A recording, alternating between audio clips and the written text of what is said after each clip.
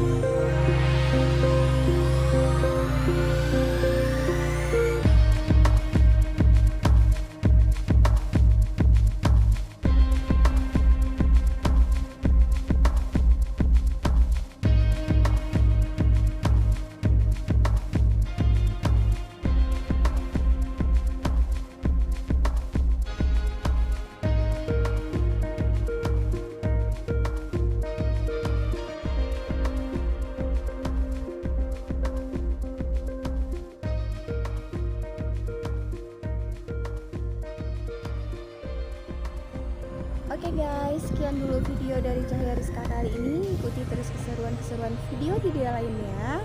Jangan lupa like and subscribe ya guys. Assalamualaikum, bye.